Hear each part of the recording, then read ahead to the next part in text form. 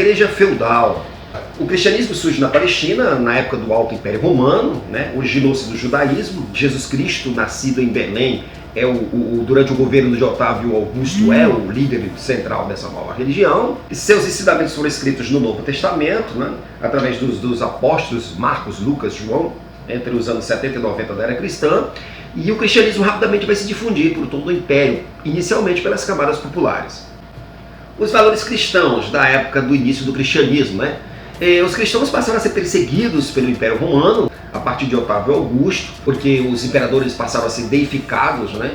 E o cristianismo afirmava algumas crenças que iam contra os interesses do Império Romano, como por exemplo, eles acreditavam e divulgavam que todos os homens eram iguais perante Deus, né? Isso estimulava nas pessoas mais humildes uma vontade de frequentar essa religião, uma vez que o Império Romano a sociedade era dividida em camadas, né? Muito distintas, e a escravidão era muito forte.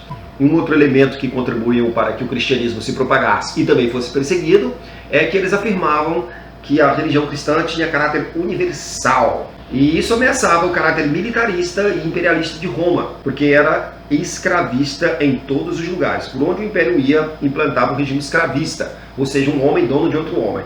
E aí isso entrava em choque com um princípio cristão que dizia que todos os homens eram iguais perante Deus. É no século IV, com Diocleciano, que ocorrem as maiores perseguições. Cristãos jogados nas arenas para os leões, cristãos queimados em fogueiras, cristãos enforcados, conflitos, genocídios. O cristianismo no início vai sofrer inúmeras perseguições. O crescimento do cristianismo a partir do século IV. É no início do século IV que ele vai se afirmar como religião popular no Império Romano, né? Em 313, o imperador romano Constantino concede liberdade de culto aos cristãos e também isenção de impostos aos sacerdotes, arcebispos e atribuições jurídicas à igreja. A igreja vai passar a atuar como um órgão do Estado romano.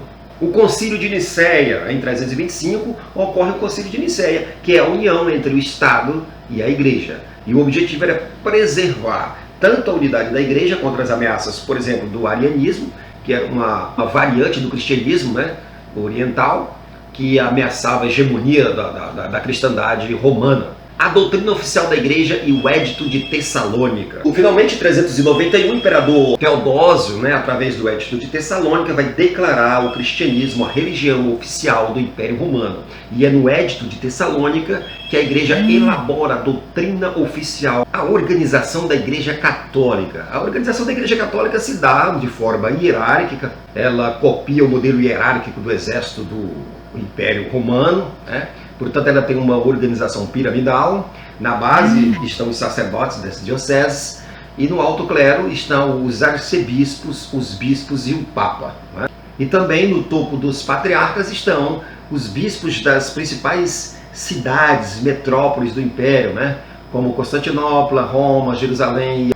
O primeiro papa, Leão I, em 455, ele, apoiado pelo imperador Valentiniano, bispo de Roma, assume a chefia da igreja com o nome de Leão I. Né? No início da Idade Média, a igreja teve como função, né, central, primeiro a conversão dos bárbaros germanos, os invasores, e depois a integração deles com os romanos.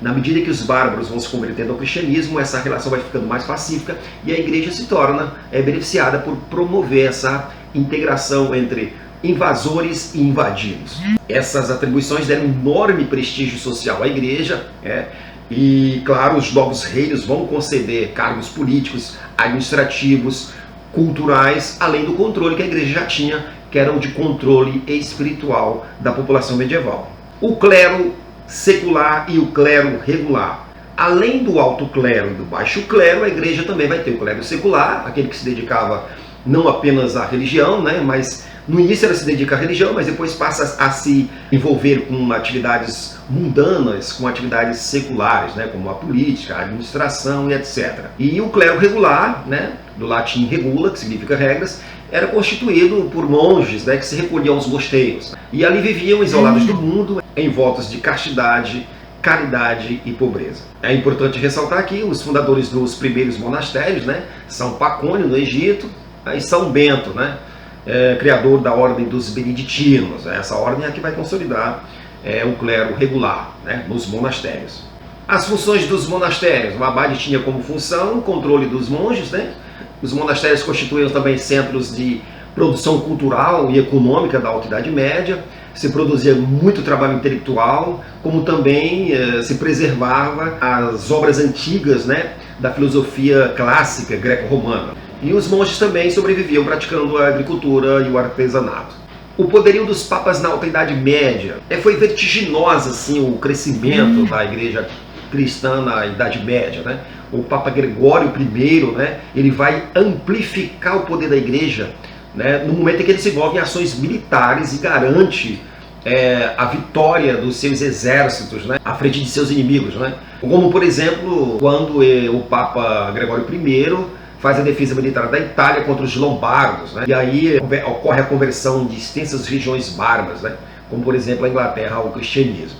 Bem, o crescimento da igreja vai se dar tanto pela aliança com as dinastias, né, como por exemplo a Merovingia lá no Império Carolíngio, como pelo envolvimento da igreja em ações militares vitoriosas na defesa de território. Isso vai dar um enorme prestígio à igreja e também vai garantir o crescimento dela durante a Idade Média.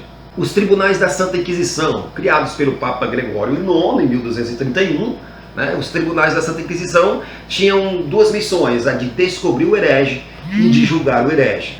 Logo, em seguida, os condenados eram excomungados e entregues às autoridades estatais. As punições iam desde o confisco de alguns bens, como até a morte de fogueira. Os tribunais foram muito efetivos em Portugal, Espanha, França e Alemanha, e depois em algumas partes do mundo, onde os europeus colonizaram. Portanto, a base para que alguém fosse condenado no Tribunal da Santa Inquisição era a prática da heresia, né?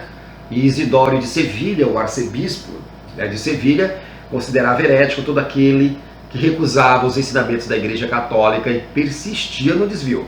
As cruzadas eram expedições militares, né, que ocorreram entre o século XI e o século XIII e tinha dois objetivos centrais: recuperar, libertar os lugares sagrados para o cristianismo que estavam sob controle dos muçulmanos, como o Santo Sepulcro, Jerusalém, e garantir a volta das peregrinações cristãs a esses locais.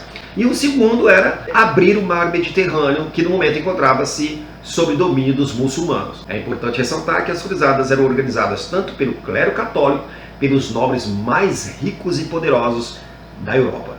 As principais cruzadas foram organizadas por nobres a partir de 1096 com o apoio do Papa Urbano II no Concílio de Clermont para iniciar a Guerra Santa contra os muçulmanos. De 1096 a 1270 foram realizadas cerca de 8 cruzadas ao Oriente Médio e algumas expedições populares. As consequências das cruzadas. Nós vamos ter aqui o empobrecimento dos senhores feudais, porque os custos militares desses conflitos eram muito grandes. Nós vamos ter, por outro lado, à medida que os senhores feudais empobrecem, nós vamos ter o fortalecimento do poder real.